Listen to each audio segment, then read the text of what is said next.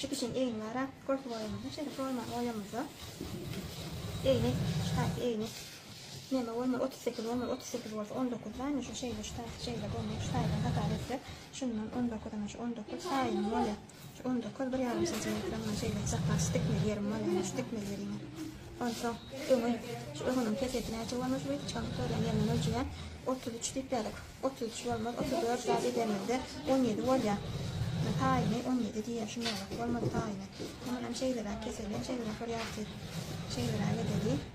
Ondan arkası şu tay 40 diye de 20 var ya 20 varsa 20 yani estek tekin hakkında pası bilen bile var ya ne bir yarım santimetre bir şey şurada şimdi şu şey değil şey biriktiriyor sana şeyle biriktiriyor şey aylayaz bundan şey biriktirdik şeyde ayladık şeyle ayladık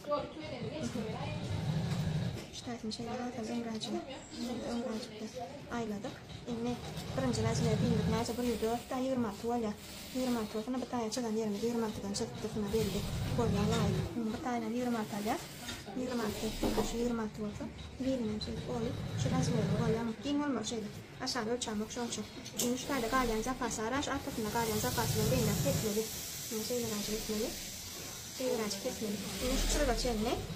Şu sürmelerimizi şu çırak açayını şu koltuğunu o aylar ölçüye şun şeyle ölçen yağlarından 22 yetenek 20 yani da ömür yani arkasını ölçüyen arkasını şey aylar çıkıyor ölçüyen çırak ayettirip şeyle ölçüyen olayım 23 yarım da dolu 24 yetenek 20 yarım 23 yarım aralıkta 2 santimetre zaten arkası ulu var ya ömürüne 2 santimetre ulu ömür ağırına lan şun yarım ulu rak olmadı şu tarifi şey diyeyim aylar iyi çıkıtmalı şeyle ayrım çıkmalı.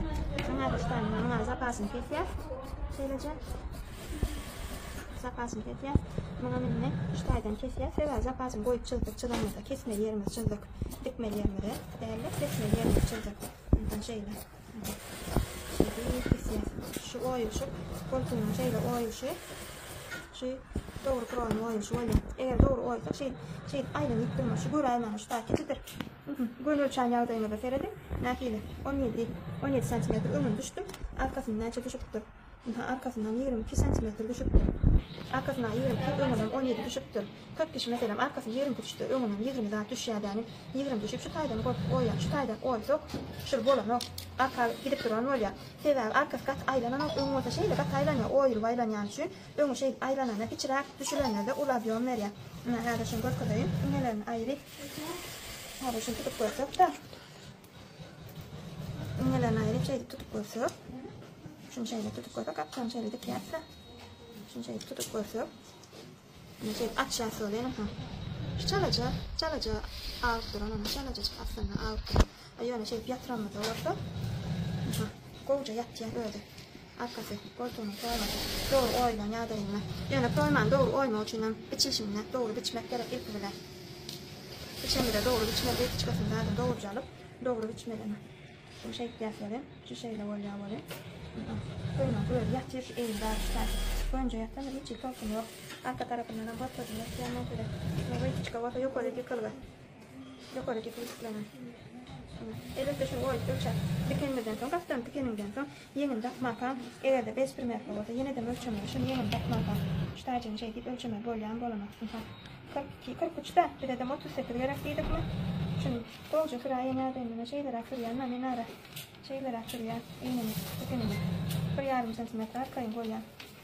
Şunla da 39 koyuyor nekeni. Yani şu katlarım dikenimden sonra yine azıcık şey deyip önüne yarım santimetre oyura, yeni daktak onu az koyup yeni olur. Yani ketler koyun burada, artık aram oluyor da